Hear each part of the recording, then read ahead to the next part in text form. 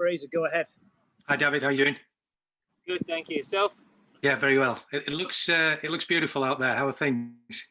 Yeah, it's awesome. Actually, it's so nice to get out of the cold and add in some warmth, and especially here in Newlands. What a ground this is. I guess to some extent, this is like going home for you to a degree, is it? It is. I'd say when we go to Paarl, that would be going home. That's where I made my debut and my first class debut, even though it was the amateur system, and where I did all my school cricket and sort of where I was taught the game. So going to Paarl will be going home. What has it been like the first day or two, getting yourselves acclimatised again and getting into the nets and having some practice? It's been good fun, actually. From someone like myself that wasn't at the IPL, not playing cricket for 2 months, it obviously takes a little bit of time to get into it. So having some outdoor nets has been really, really good. Getting back into the challenge of facing some bowlers was really exciting. You don't enjoy it too much when you're having to face Jofra and Woody in the nets, but it's it gets the heart going and the adrenaline pumping, which is what you want. And obviously you guys are going to be back in a bio bubble again. We've just seen the news that 3 of the South African players are having to self-isolate. So is it still very much something that's in everybody's minds? It is.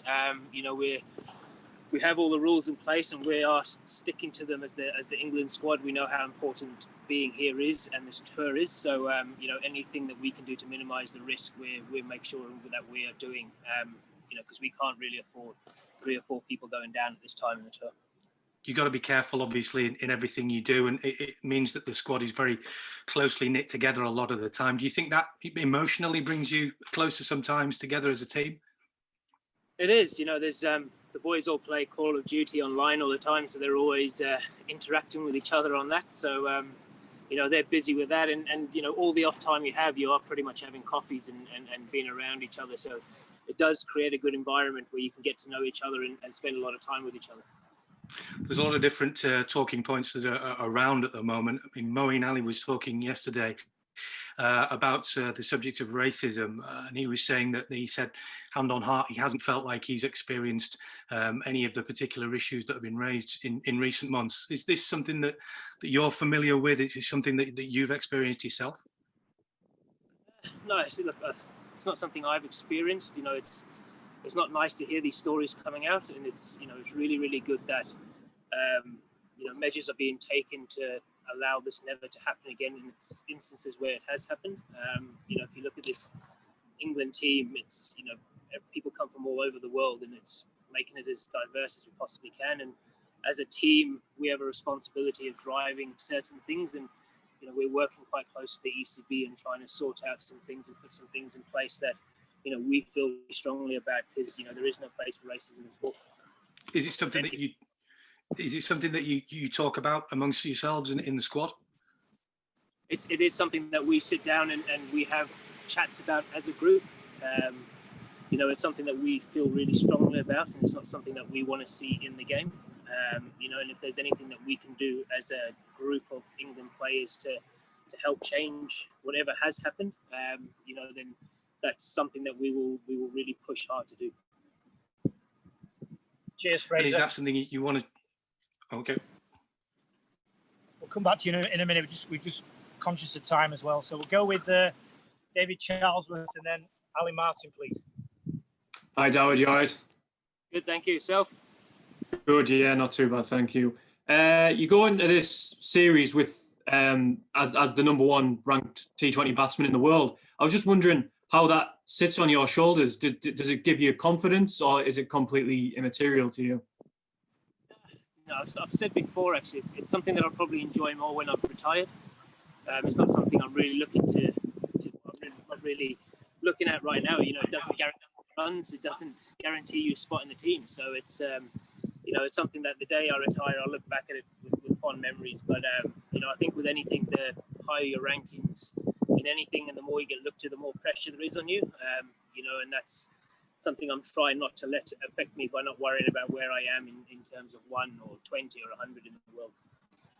I mean, you've said there, you're the number 1 batsman in the world, but you're not totally guaranteed a place in the team with all the options England have up top. Is it just a case of trusting what's got you to where you are so far?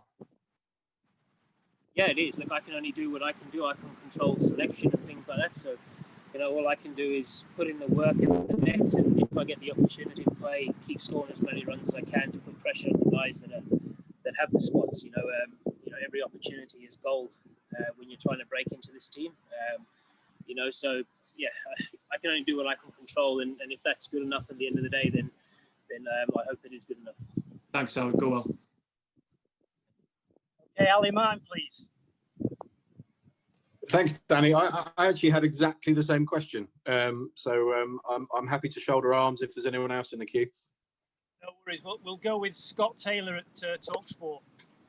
Hi, Dawid. You mentioned about not guaranteeing a place in the side despite being the #1 ranked T20 batsman.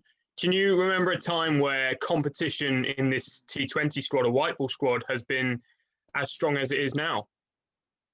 I think the competition's always been strong. Since this, Owen took over as captain after that 2015 World Cup. The players that he selected and had in and around his team, they've all been fantastic players. And I think especially the guys that have been sort of established, they sort of know that the quality of players below them, the guys coming through, the Roots, the Bantons, guys still waiting in the wings. And I think that drives them to keep pushing the boundaries. That's one thing that Owen always talks about, is keep pushing the boundaries. That I think drives this team and drives the fact that everyone has to perform when they get the opportunities. And there was a time where, a few years back, where it was rare for an English player to even play in the IPL. And you look at the upcoming Big Bash, there's 13 or 14 English players playing over there. Has English cricket ever been this strong in terms of the white ball stuff? I don't think so. No, not in my time that I've been playing cricket. Maybe before that, but you look at the quality of players. Even domestic players coming through now are earning places in competitions overseas, which usually only would be for international players or players that knew someone from somewhere. So it's a great sign for English cricket that we're producing these players. It's a great sign that we can all play in these tournaments, because that's as close as it comes to international cricket, and that's your learning ground. To be able to play in front of 20, 30, 40,000 players in overseas, that pressure you can't replicate that in county cricket. When you've got a 2 or 3 year contract, so to go and play in these tournaments, it makes you deal with the pressure that comes with playing international cricket. And I mentioned the English players playing franchise cricket. A lot of South Africans have as well. How excited are you to go toe-to-toe with some of the best players in the world? Yeah, it's fantastic. Playing against South Africa are always a fantastic team, no matter what the format. They're always a hell of a challenge, especially at home as well. And, you look at the way their players did in the IPL, so it just shows the depth that they've got at the moment as well. So I think it's going to be a fantastic series. And just finally for me, just one on yesterday's announcement about England going over to Pakistan. You also obviously played in the PSL. How safe did you feel out there, and how excited are you to go back to Pakistan if selected? Yeah, if selected, the Pakistan government and cricket board have done everything in their power at the times when I've been there to make us as safe as possible. The security details and things that protocols that you have to go through are unbelievable. So I don't think you feel safe, or you don't feel unsafe in Pakistan when you're part of these sort of protocols that they're putting in place, with all the armored vehicles. As long as the standard of that stays the same, I can't see too much happening. But they've been fantastic in the past, so hopefully that continues. Cheers, Dawid. Okay, I think the signal's struggling here. We're going to finish with Paul Newman. Last question. Hi, David. Just to say, do you think you've had to work harder than most to get to where you are now? You seem to have been unlucky at several junctions along the way, and even when you got 100 in Napier, there was a little bit of criticism. Have you had to work particularly hard to get to where you are now, do you think? I think everyone has to work hard to play for England. I don't think it's ever just given on a plate. I think if you look at the limited opportunities I've probably had over the last, since I was in the first squad in 2016, the first 2020 squad, to only have played, 16 or 17 or 18 games, something like that. You obviously look back and think you probably didn't get, as much as a run, but, that's understandable, the quality of the players that England have had. And they won a World Cup. They've been absolutely fantastic. So, and as I said earlier, the opportunities that you get are like gold, and you have to capitalize on those opportunities every time you get to be able to stay in the squad. And I think that's the most important thing, is just being part of the 15 or 16 man squad, because that sort of gives you a sniff if someone does go down on the day. And do you expect to start next week? I have no idea. I'd like to say I am, but I have no idea. I think that's selectors and Owen Morgan and the coaches question for them. I'd like to, but yeah, I'll leave that to them to make that. Thank you. Okay, thanks everyone. Appreciate your time. Cheers.